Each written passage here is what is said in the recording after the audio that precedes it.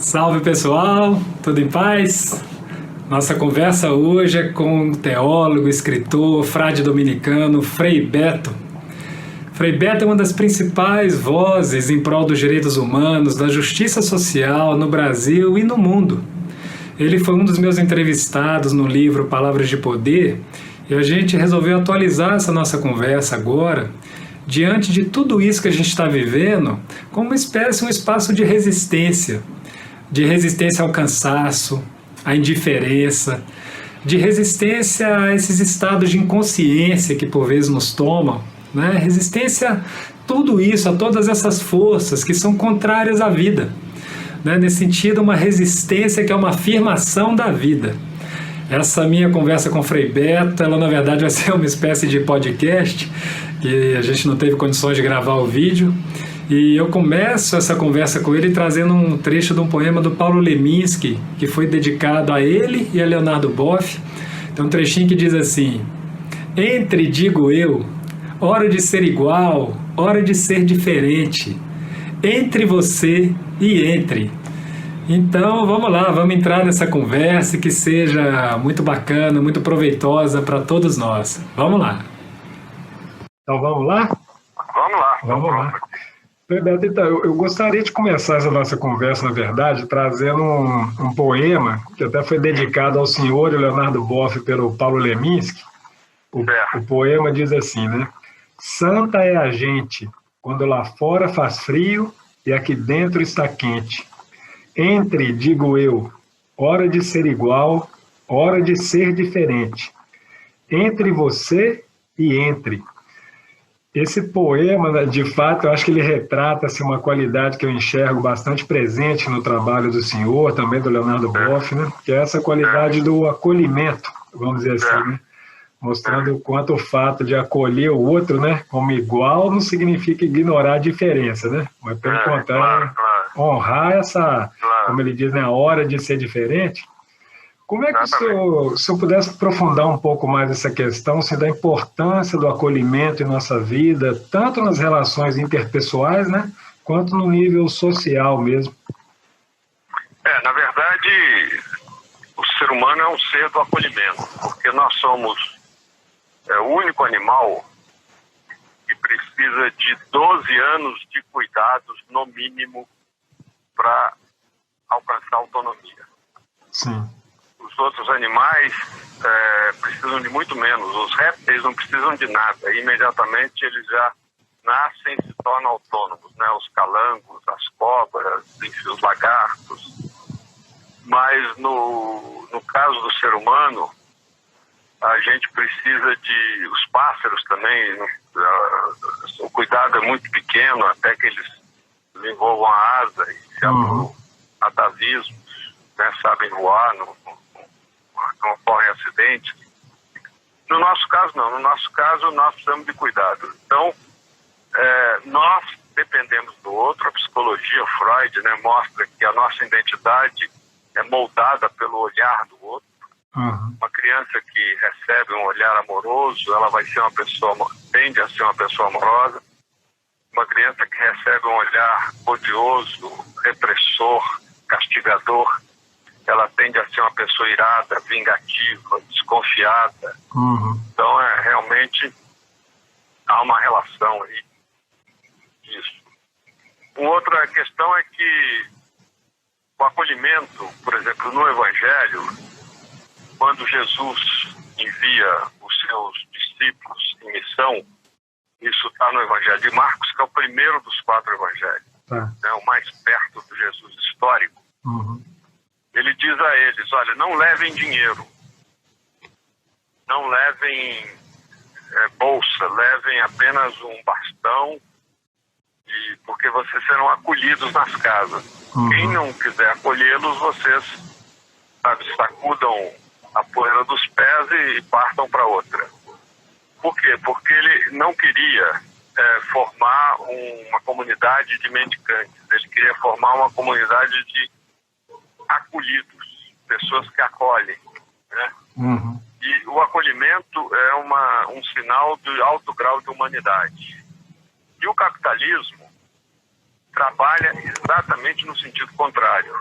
e hoje talvez um dos sintomas mais notórios dessa ação nefasta do neoliberalismo é a maneira cruel com que os refugiados têm sido tratados em muitos países, sobretudo na Europa Ocidental. Países que fecham seus portos aos refugiados que vêm da África, do Oriente, e o Papa Francisco tem se empenhado muito em denunciar essas atrocidades e, ao mesmo tempo, incentivar a acolhida. Então, o princípio da hospitalidade, do acolhimento, é um princípio bíblico muito antigo, tradicional. Antigamente, mesmo aqui no Brasil, durante a colônia, não havia pousadas, não havia hotéis. As pessoas viajavam, né? Sempre evidente, viajavam a cavalo, viajavam de carroça. E, ao chegar numa fazenda, eram muito bem acolhidas. Porque o fazendeiro sabia que o dia que ele viajasse, ele também teria que ser acolhido pelo caminho.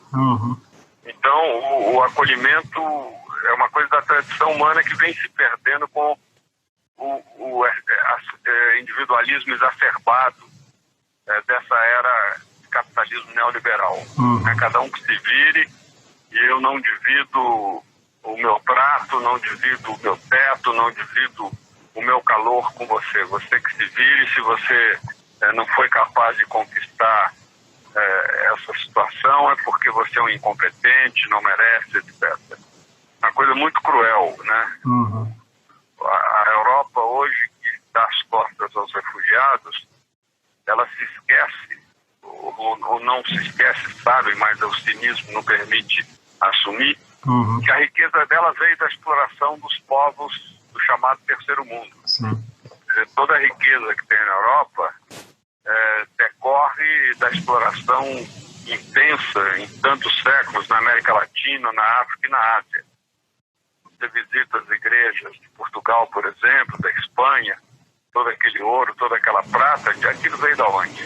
Veio daqui, da América Latina, né? E toda aquela riqueza. E, no entanto, não há nenhuma justiça no sentido de reparar os danos causados. Tanto que, recentemente, um africano nos museus da França, ou da Inglaterra, não me lembro bem, mas, enfim, nos museus da Europa, andou tirando peças, provocando um ato de desobediência civil, que eram peças dos povos africanos. Como quem diz, eu tenho que levar de volta. Até que o presidente francês, o Macron, caiu em si e prometeu, não sei se vai cumprir, né, devolver muitas preciosidades africanas que se encontram nos museus de Paris. E, Frei Beto, de que forma, assim, em todo esse cenário que o senhor descreveu, por exemplo, assim, né, que a gente vive aí, tanto em cenário interno no Brasil, quanto externamente, o senhor mostrou aí, mas de que forma, então, assim, de forma efetiva, como que o senhor vê a espiritualidade, o trabalho mesmo, né, a proximidade com Deus, o trabalho de cada pessoa consigo mesmo e o seu trabalho espiritual, de que forma isso pode ser um instrumento de construção de uma sociedade mais justa, com direitos humanos? Como é que o senhor vê isso? Olha, nós somos seres essencialmente espirituais. A espiritualidade, ela é latente em cada ser humano. Ela pode ser canalizada para a religião, ela pode ser canalizada para a arte, pode ser canalizada até para o consumismo. Eu conheço pessoas que têm verdadeira adoração pela sua conta bancária, pelo carro de último modelo que compraram, ai da criança de rua que passar e arranhar esse carro. Ou seja, a espiritualidade ela é latente. Agora depende como ela é explicitada, para onde ela é canalizada. E justamente a proposta das tradições espirituais mais fortes, elas são no sentido de a espiritualidade tem que desembocar em 4 dimensões que, na verdade, são todas unidas na nossa existência. O amor a si mesmo, o amor ao próximo, o amor à natureza e o amor a Deus. E Deus pode ser um Deus de determinada confissão, tal como ele é configurado em determinada confissão religiosa, pode ser, como é o caso dos budistas, que são tecnicamente ateus, uma abertura ao transcendente, uma abertura ao mistério, né? Então depende muito, até porque Deus é indefinível. Não há, eu creio em Deus não porque eu tenho alguma ideia de Deus, só creio em Deus porque Jesus foi tão coerente, tanto insistiu que Deus existe, como eu creio em Jesus, em decorrência eu creio em Deus, né? Ou seja, na minha fé cristã, quem me revela Deus é Jesus de Nazaré. Agora, é muito importante a espiritualidade, porque quanto mais espiritualidade, mais abertura a gente tem a essas 4 dimensões. E quanto menos espiritualidade, mais egoísmo, mais individualismo, mais opressão, mais competição. E justamente nós vivemos num sistema capitalista que é ontologicamente anti-espiritualidade. Em São Francisco de Assis, o sistema gosta muito que a gente enfatize, aliás, que vamos comemorar agora no dia 4 de outubro, né, a festa dele. O sistema gosta muito que a gente o enfatize como o santo da ecologia, porque não interessa ressaltar que ele não foi só o santo do amor à natureza. Ele foi o primeiro grande crítico do capitalismo nascente no século XIII. Por quê? Porque no século XIII, o pai dele, o Bernardone, inventa a manufatura e consegue reproduzir tecidos que eram todos feitos por artesãos. Ora, um artesão leva para fazer um cobertor, vamos supor, um mês. Numa máquina, numa manufatura, você faz um cobertor em 24 a 48 horas. Então, claro, com isso, quando Francisco fica nu na Praça de Assis, ele está dando 2 recados para o pai dele. Primeiro, eu não aceito essa roupa que você fez às custas do sofrimento alheio. E segundo, eu me despojo dessas vestes burguesas porque eu quero estar aliado àqueles que são vítimas do novo sistema nascente, né, que era o capitalismo mercantil, que depois vai se aprimorando. Então, é muito importante ressaltar esses aspectos, de que nós temos que viver uma espiritualidade de compromisso com o projeto de um novo mundo de justiça e paz. A base do cristianismo é defender a vida em todas as suas circunstâncias. E vida para todos, não vida para alguns. Qualquer sistema que legitima ou naturaliza a desigualdade social, como acontece hoje, ele é anti-evangélico, ele é anti-espiritual, ele é anti-religioso, ele é anti todos os valores humanos mais fundamentais. Por quê? Porque todos nós nascemos com o direito à mesma dignidade e à mesma felicidade. E nenhum de nós escolhe a classe social e a família em que nasceu. Ou seja, você ter ganho na loteria biológica, você e eu, isso é um privilégio. E esse privilégio não deveria ser assumido como tal por nós dois, e sim como dívida social para com aqueles que não tiveram a mesma sorte. E o erro, o grande equívoco, é existia a loteria biológica, existia a desigualdade. Então a nossa principal bandeira de luta tem que ser o combate à desigualdade para que haja vida para todos. Como disse Jesus, eu vim para que todos tenham vida e vida em plenitude. E nesse sentido, Frei Beto, até uma coisa que você citou, por exemplo, fala que tecnicamente, né, os budistas seriam ateus, né? Quando a gente faz a nossa entrevista para o livro Palavras de Poder, uma das frases suas que mais me marcou foi quando o senhor disse assim, né, que mais vale um ateu que ama do que um crente que odeia e discrimina, né? Nesse sentido agora de um crente que não participa de uma transformação social, né?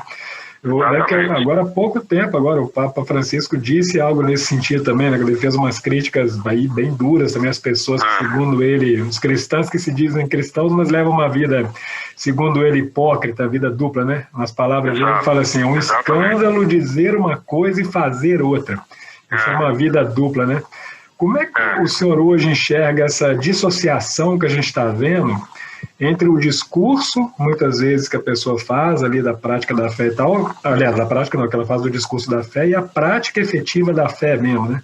No Brasil, então, a gente está vendo isso agora, né? Deus acima de tudo, não sei o quê, mas para justificar coisas absolutamente contrárias, né? Ao que prega o Evangelho a Deus. Como é que o senhor está vendo essa dissociação que a gente vê hoje, essa vida dupla, né? Que o Papa essa dissociação é legitimada ou naturalizada hoje pelo que a filosofia chama de pós-verdade. E creio que 2 exemplos dessa nova atitude são o Trump e o Bolsonaro. Ou seja, não importam os fatos, importa a minha versão dos fatos. Ou seja, não interessa, sabe, se a ciência está dizendo que a cloroquina é útil, não, é que a cloroquina faz mal e não é recomendável, que a ciência está dizendo que a Terra é redonda, sabe? Eu penso que a Terra é plana e ponto final. Essa é a verdade. Eu tenho meios de impor a verdade pelo meu discurso, pela minha capacidade de convicção e até pelos meios coercitivos, quando se tem o poder nas mãos. Então, estamos vivendo uma situação muito, muito perigosa de deturpação total dos parâmetros, dos paradigmas, das grandes narrativas, e o que afeta, sobretudo, os mais jovens, né? Porque você imagina um jovem que, de repente, ele vê um movimento como Sem Terra lutando pelos seus direitos, se empolga com aquilo, mas amanhã ele vê um movimento pró-nazistas aí, também pode se entusiasmar, porque não há uma narrativa no sentido de consciência histórica, no sentido de projeto histórico. Tudo o aqui e agora, o motivo. E por isso que o Bolsonaro, como eu prefiro chamá-lo, né, até porque agora, então, coincide bastante com as queimadas, assim como Nero pôs fogo em Roma, ele, com a sua cumplicidade e a sua indiferença, está ajudando a pôr fogo no Brasil, né? A impunidade dos responsáveis por esses incêndios e tal. Ele faz aquele discurso para a ONU, que é um discurso absolutamente cínico, e tudo ali não corresponde à verdade dos fatos, nem aos dados dos próprios órgãos federais, como o Instituto Nacional de Pesquisas Espaciais, o IBGE, etc. Mas com a cara mais limpa, ele profere essa série de mentiras ou de pós-verdade, né, a verdade dele, se sentindo imune e impune. Por isso que nós precisamos aprofundar, sobretudo junto às crianças e jovens, esse processo pedagógico que o Paulo Freire tanto acentuava de formação da consciência crítica. Sem consciência crítica a gente não alcança a liberdade e fica sujeito aos tiranos e às versões que eles adotam de acordo com a ocasião e o oportunismo. O senhor falou do Paulo Freire, agora tem até que tem tudo a ver com o que a gente está falando agora. Eu lembro uma frase dele que para mim é muito impactante, assim, e real do que a gente está vivendo. Ele fala lá, né, que as qualidades ou virtudes, né, que são construídas por nós, no esforço que nos impomos para diminuir a distância entre o que a gente diz e faz, né? Porque ele fala que esse esforço de diminuir essa distância em discurso e a prática seria, nas palavras dele, uma das virtudes indispensáveis. Ele chama a virtude da coerência, né? Que é essa questão da coerência. E é bom lembrar que estamos comemorando esse ano 100 anos do nascimento dele. Esse ano, do Paulo Freire. 100 anos do nascimento dele. E Frei Beto, o senhor comentou essa questão agora, que eu acho uma questão importante, assim, que a gente está vivendo, essa história dessa pós-verdade, essa questão toda, ela está muito misturada também com a questão muito moralista que a gente está vendo, assim, uma hipocrisia, claro, né? Um moralismo hipócrita e fundamentalista. O próprio Papa Francisco agora, uma obra que não foi lançada no Brasil ainda, mas foi lançado agora na Itália recentemente, ele traz um texto, na entrevista que ele deu lá, uma afirmação que eu achei bem importante, quando ele valida o prazer legítimo, né? Nas palavras dele, ele fala lá, o prazer vem diretamente de Deus. Não é católico, nem cristão, nem nada parecido, né? Aí ele fala lá que o prazer de comer serve para manter uma boa saúde, assim como o prazer sexual para embelezar o amor, garantir a continuidade da espécie, né? Que são coisas que vêm de Deus. Agora, ao contrário, vamos dizer, desse prazer legítimo, que é uma coisa que transcende até a religião que seja, igual ele falou lá, né? Não é católico, nem cristão, nem nada, é uma coisa de Deus mesmo, né? Transcende o nome. A gente está vivendo já há tempos, né, mas hoje especificamente, o senhor comentou sobre isso, a gente vive numa sociedade, é uma idolatria do apelo ao consumo, né? O consumismo se tornou sinônimo de prazer, né? Na verdade, o nosso prazer é vendido assim, você tem prazer se você tiver produtos, né? A coisa é mais grave, Laura, é mais grave pelo seguinte, em princípio, as pessoas deveriam ser reconhecidas como ser humano pelo simples fato de ser humano, de estar vivas e dotadas, né, de razão, espírito, sensibilidade, etc. Hoje não. Hoje as pessoas são reconhecidas não pelo valor em si, mas pelos bens que portam. Exemplo, se eu sou um mendigo e ando andrajosamente e bato na porta da sua casa, ou na casa, não na sua, mas na casa de um grande burguês, possivelmente eu serei repelido. Né? No caso do grande burguês, por algum segurança da casa que sai fora daqui, ou me dá um pão velho, etc., e me manda embora, me choca. Mas se eu levar um banho de loja, eu mesmo mendigo, né?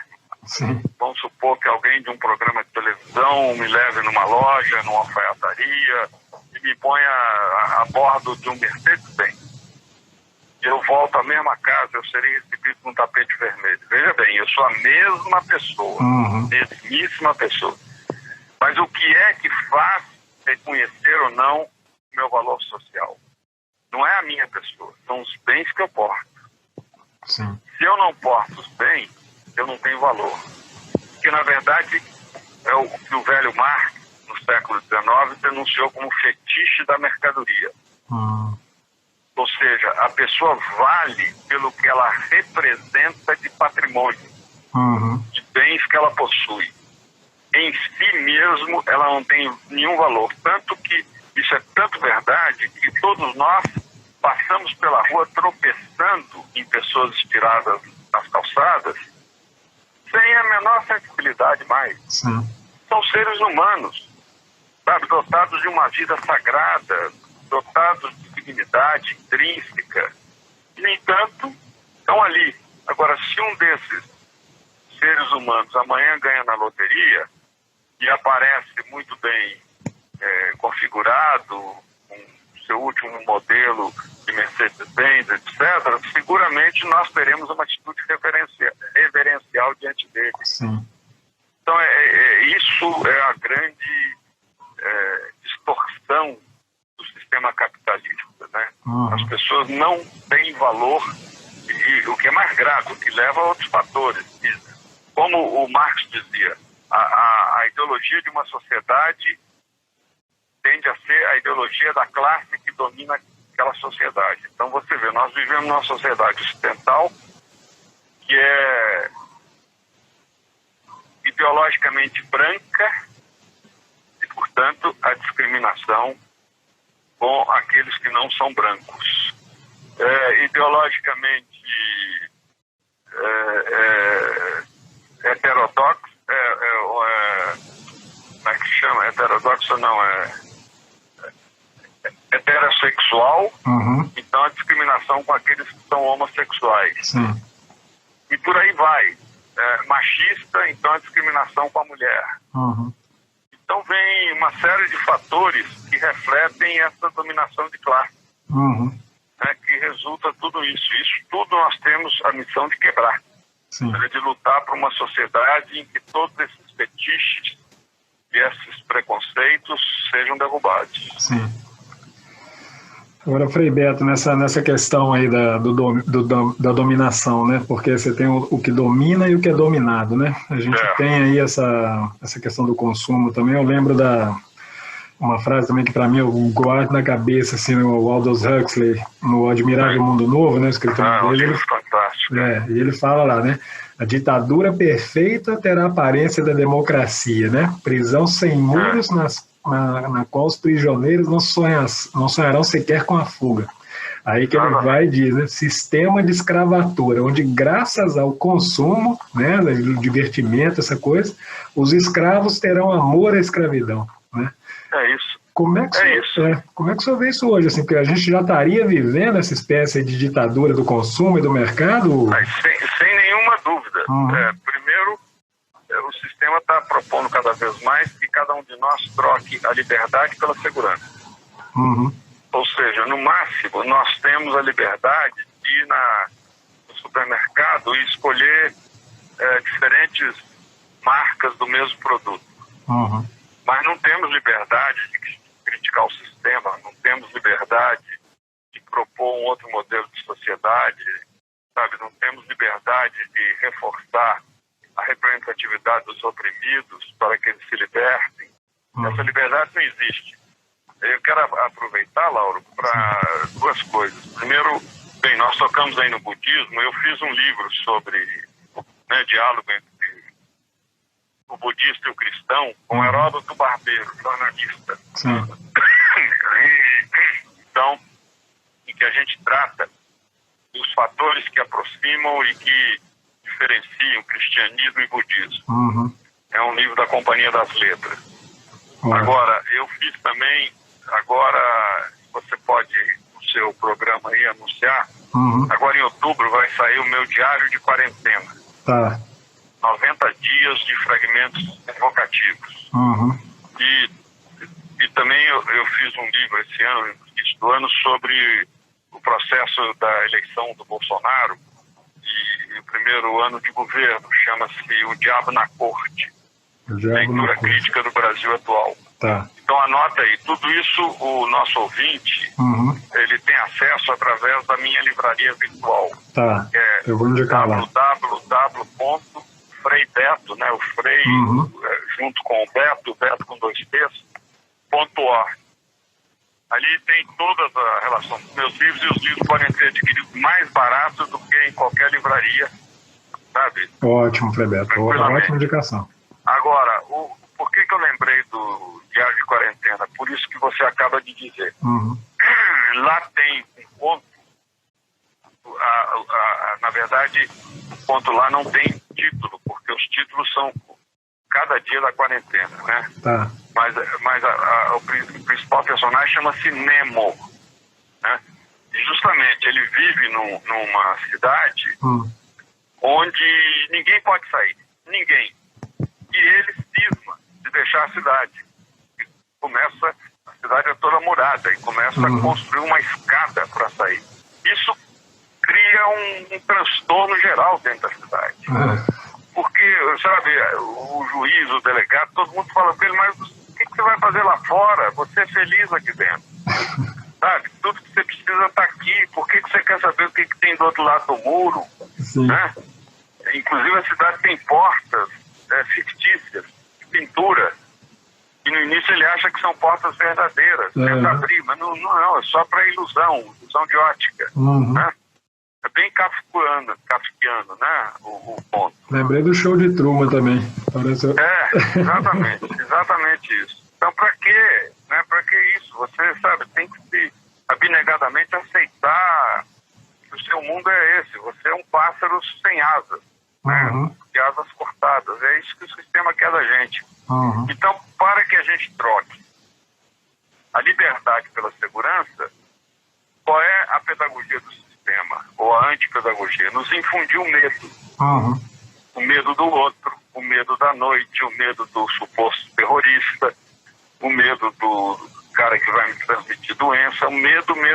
Quanto mais medo tem uma pessoa, mais ela abdica da liberdade. E mais ela busca segurança. É incrível, porque até o senhor falou agora do livro que o senhor fez, O Diabo na Corte, né? Essa situação que a gente está vivendo hoje, baseada nesse medo mesmo, né? Eu agora queria trazer um pouco até para a experiência palpável mesmo do que foi o regime militar no Brasil, né? Você passou aí 4 anos preso lá por causa da sua luta contra a ditadura. Nesse sentido, como é que você está vendo hoje essa defesa da volta de um regime militar que tem sido feita aí abertamente, né, por esses setores reacionários da sociedade, aí incluindo o próprio diabo na corte aí, né? Como é que o senhor está vendo esse movimento agora?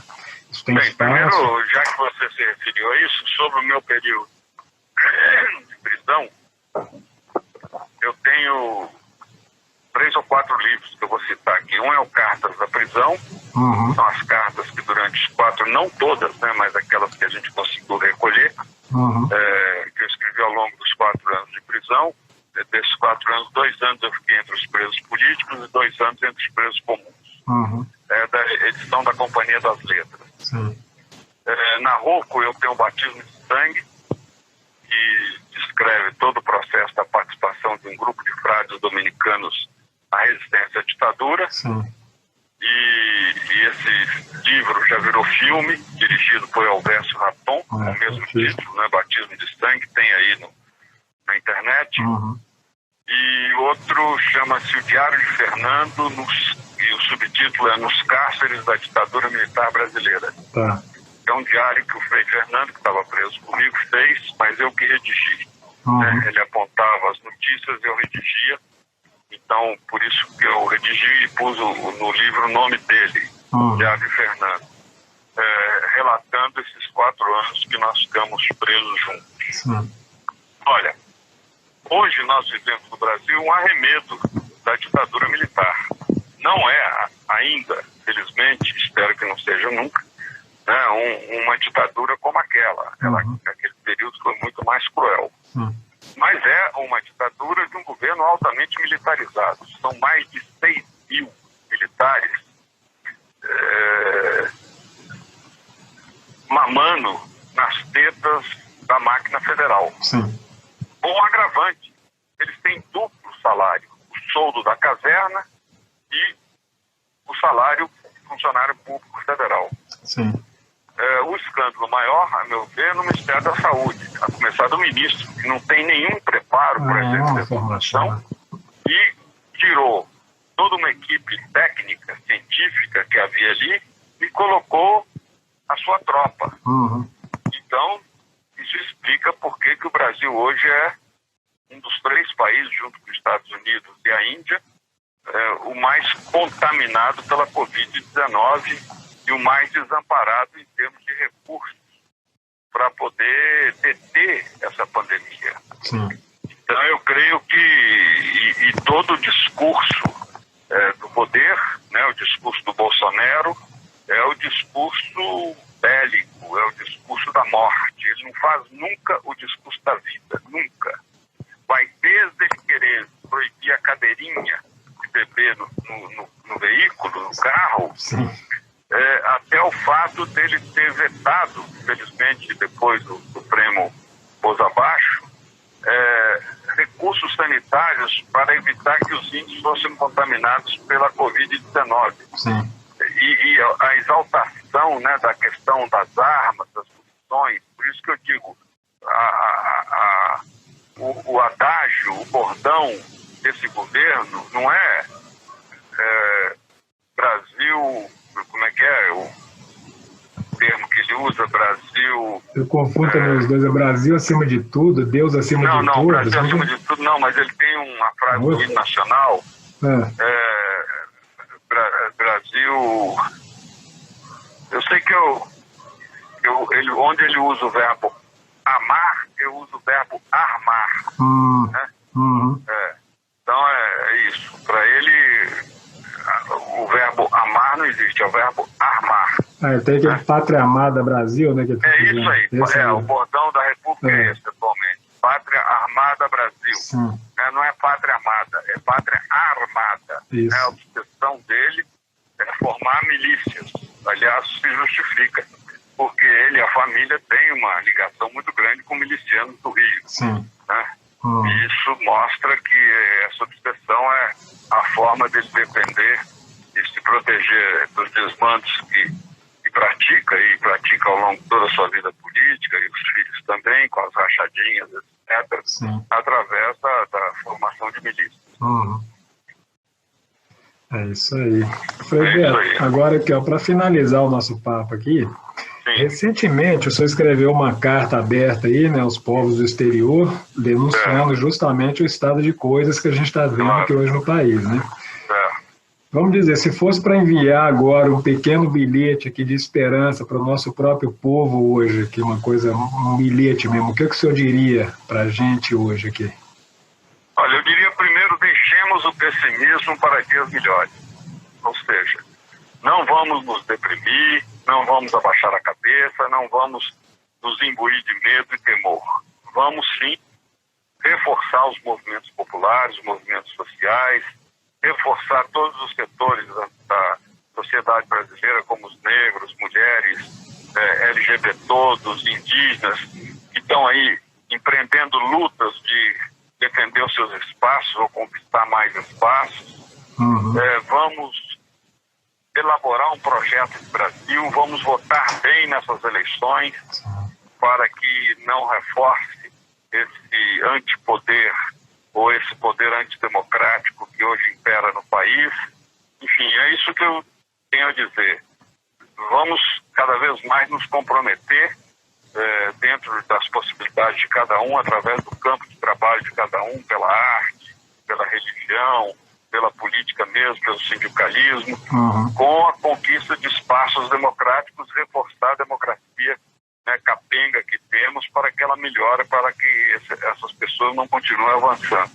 Essa é a minha proposta. Por isso, eu considero muito importante o voto, né, nesse processo eleitoral que teremos em novembro. Votar em candidatos realmente comprometidos com as demandas populares, com senso crítico, para evitar que se reforce esse poder antidemocrático que é hoje hegemônico no país. É isso aí, Frei Beto. Que assim seja, né? Que a gente consiga materializar isso aí. Maravilha, Frei Beto. Mais uma vez. Tá bom, querido. Aí você me manda o link, tá? Te mando depois, sim, com certeza. E fala aí da livraria virtual. Até na hora que eu fizer lá a publicação, eu vou colocar já o link para o pessoal já acessar direto.